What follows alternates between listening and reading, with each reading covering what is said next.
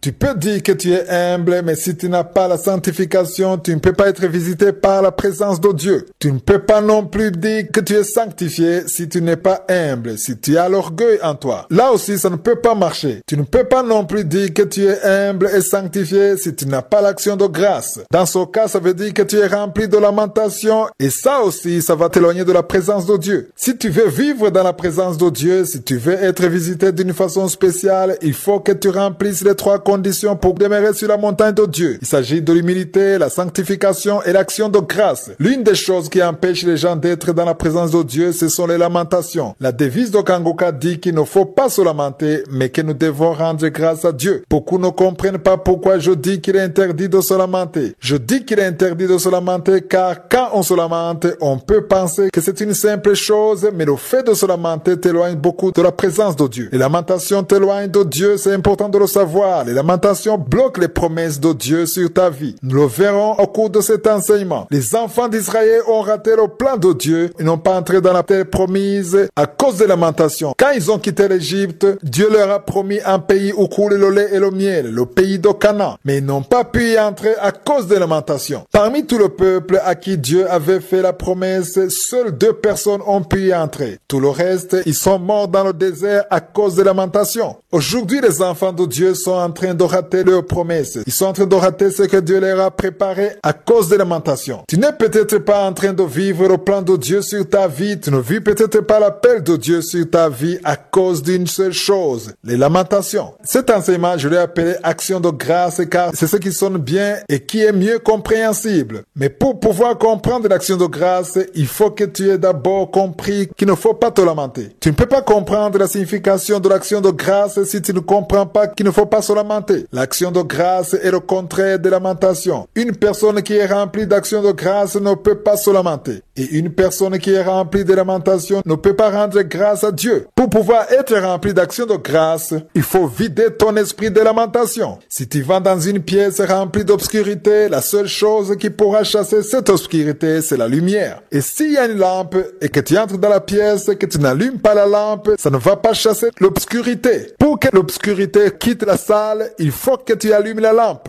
Quand la lumière est là, il y a une différence. Peut-être avant, tu ne voyais pas où se trouvaient les meubles, tu ne voyais pas où se trouvaient les escaliers, mais quand vient la lumière, tout devient clair. Pourquoi? Parce que la lumière chasse l'obscurité qui est dans la pièce. De la même façon, la seule chose qui chasse les lamentations, c'est l'action de grâce. Je vais vous montrer comment l'action de grâce attire je suis. Ça attire la présence de Dieu. C'est l'action de grâce que je suis est en train de chercher. Un enfant de Dieu doit savoir rendre grâce en toutes choses. Pourquoi cela? Car c'est ça la volonté de Dieu. Ce n'est pas juste une option, mais c'est la volonté de Dieu qu'on rende grâce en toutes choses. 1 Thessaloniciens chapitre 5 verset 18, il est écrit: rendez grâce en toutes choses, car c'est à votre égard la volonté de Dieu en Jésus-Christ. Toute action de grâce est adressée à Dieu le Père. Quand on parle de la Trinité, il y a Dieu le Père, Dieu le Fils, Dieu le Saint-Esprit. C'est à Dieu le Père que nous devons rendre notre action de grâce continuellement et dans le nom de Jésus-Christ. Lisez bien ce verset. Pourquoi dit-on continuellement? C'est parce qu'il y a des choses qui peuvent arriver et on n'a plus cette envie de rendre grâce. Vous savez tous qu'il y a des moments où ce n'est pas du tout facile à rendre grâce à Dieu. Quand on a été béni, quand on a un diplôme, quand on a un travail après un long chômage, on rend facilement grâce à Dieu. Quand on a un mari après de longues années d'attente, c'est facile de dire merci à Dieu. Quand on tombe enceinte après plusieurs années de stérilité, c'est facile de rendre grâce à Dieu. Pour chaque bonne chose qui t'arrive, il est très facile de rendre continuellement grâce à Dieu. Tu as envie de témoigner. Mais quand il y a un problème dans ta vie, au lieu de rendre grâce, tu as plutôt envie de te lamenter. C'est naturel. La parole de Dieu nous dit de rendre grâce continuellement. Continuellement, ça veut dire sans relâche. Ça ne veut pas dire que tu rendras grâce uniquement pendant les jours heureux et quand arrive un problème, tu vas te lamenter. La parole de Dieu est en train de nous demander de rendre grâce continuellement. À qui donnons-nous cette action de grâce? C'est à Dieu le Père. Dans Jean 14, verset 13 à 14, Jésus dit: tout ce que vous demanderez à mon nom, je le ferai afin que le Père soit glorifié dans le Fils. Si vous demandez quelque chose à mon nom, je le ferai. La plupart des gens pensent qu'on demande à Jésus des voitures, une femme, un travail, etc.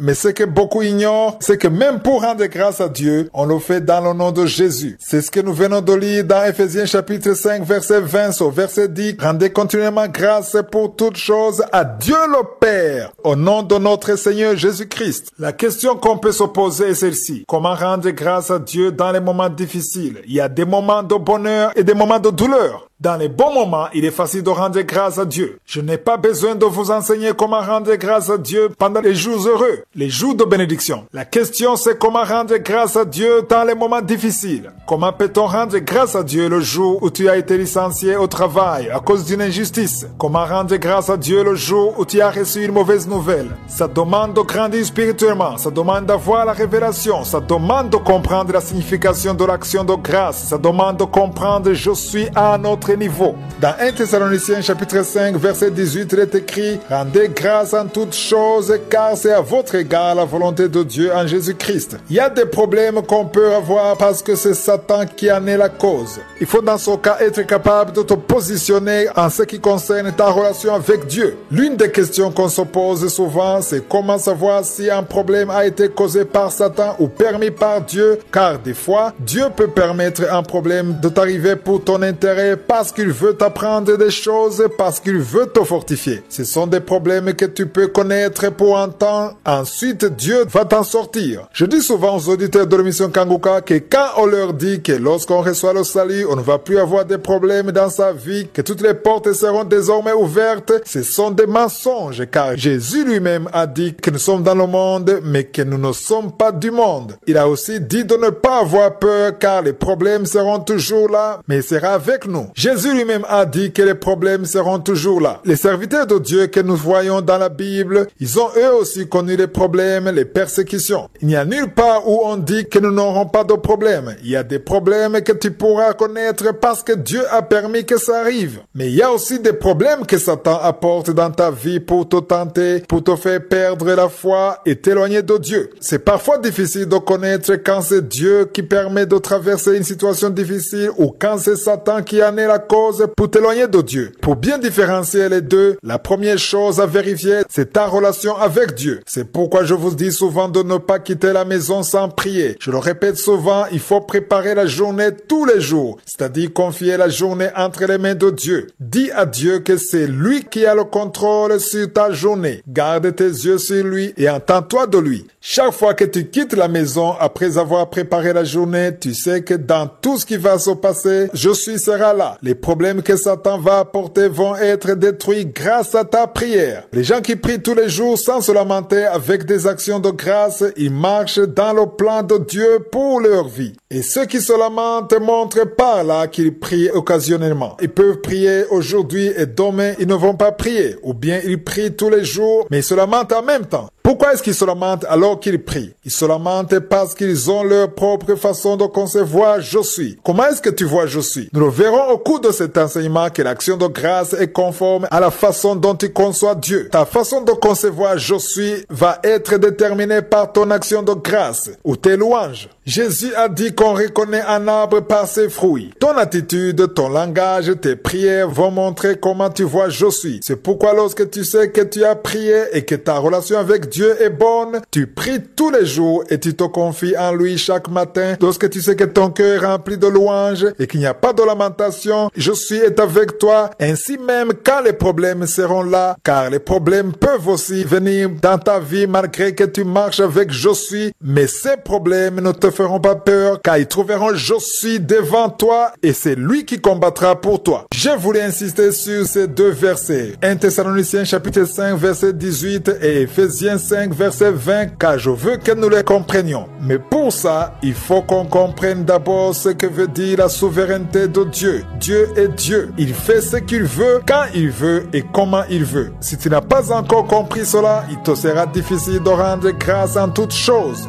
Les chrétiens d'aujourd'hui ont déjà donné à Dieu la forme qu'ils veulent. On le remarque surtout pendant les prières, la façon dont on s'adresse à Dieu, la façon dont on parle de Dieu. On se rend compte que Dieu a une place qui pourrait faire penser que c'est plutôt nous qui sommes au-dessus de lui et non l'inverse. On le voit quand une personne n'a pas ce qu'elle veut. Par exemple, elle prie pour quelque chose, elle a prié et elle a même jeûné. Et quand Dieu ne fait pas ce qu'elle veut, alors elle se met à dire que Dieu l'a déçue, que Dieu n'a pas fait ce qu'elle veut et se fâche alors contre Dieu. Ou alors d'autres vont dans la prière pour demander à Dieu des explications, rien que pour lui demander où il était quand les choses se sont passées ainsi. Beaucoup se retrouvent facilement dans des situations où ils sont en conflit avec Dieu et tout cela parce qu'ils ne craignent pas Dieu. J'ai déjà donné un enseignement que j'ai appelé la crainte de Dieu. La crainte de Dieu manque dans le cœur des enfants de Dieu. Si tu n'as pas encore la révélation de Dieu comme un Dieu qui fait ce qu'il veut, il te sera difficile de lui rendre grâce en toutes choses. Dieu s'appelle Adonai, c'est le Dieu qui fait tout ce qu'il veut car il est souverain. Avant de comprendre cela, il te sera difficile de rendre grâce en toutes choses. Tu vas rendre grâce quelquefois quand les choses marchent selon ce que tu veux, mais si les choses ne se passent pas comme tu veux, si tu n'obtiens pas ce que tu veux, tu vas commencer à te lamenter. Même si tu ne te lamentes pas à haute voix, ton cœur va se lamenter. Tu ne vas plus trouver la force de prier. Tu vas abandonner la prière. C'est ce qui arrive à beaucoup de personnes. Je ne pointe du doigt à personne car moi-même, je l'ai vécu plusieurs fois. Je passais des jours sans prier parce que j'étais mécontent, parce que je n'avais pas obtenu ce que je voulais. Mais par après, Dieu m'a enseigné qu'il est Dieu, qu'il est l'alpha et l'oméga, un Dieu qui ne peut recevoir d'ordre de personne.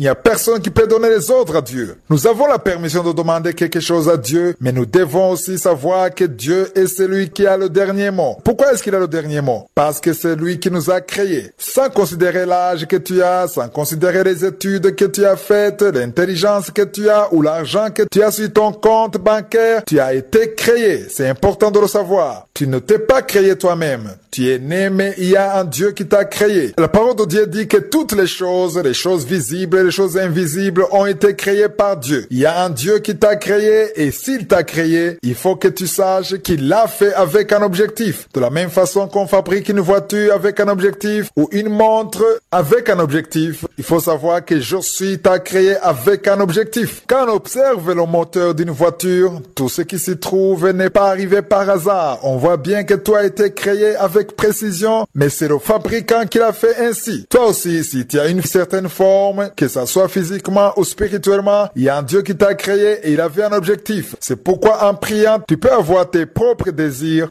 mais tu dois toujours te conformer à Matthieu chapitre 6 verset 10 qui dit que ta volonté soit faite sur terre comme au ciel. Il faut comprendre qu'au ciel, tout a été déjà accompli. C'est là où se trouve le laboratoire de nos vies. Nous marchons selon le plan de Dieu formé au ciel. Nous marchons selon la pensée de je suis. C'est pourquoi tu dois comprendre qui est je suis avant de comprendre que tu dois lui rendre grâce tous les jours en toutes choses, dans les bons comme dans les mauvais moments. Dans Ésaïe 45 verset 9, il est écrit: malheur à qui conteste avec son créateur, vase parmi des vases de terre. L'argile dit-elle à celui qui la façonne, que fais-tu? Et ton œuvre, il n'a point de main. Nous devons toujours savoir que c'est lui qui nous a créés. Il l'a fait avec un objectif. Nous devrions plutôt chercher à savoir comment lui nous voit pour que nous puissions lui rendre grâce et vivre selon son plan pour notre vie. Aujourd'hui, pas mal de chrétiens, lorsqu'ils prient pour quelque chose et que la chose ne s'accomplit pas comme ils veulent, ils demandent à Dieu de s'expliquer. Nous ne sommes pas censés demander à Dieu de s'expliquer. Dieu est Dieu. Il est au-dessus de tout. Il a toujours existé et il continue à exister après notre mort. Personne n'a le droit de demander à Dieu des explications. Tu peux l'approcher dans l'humilité et lui dire que tu n'as pas compris ceci ou cela et tu vas lui demander de t'aider à comprendre. Tout cela doit se faire dans l'humilité. Mais ne sois pas dans la position d'exiger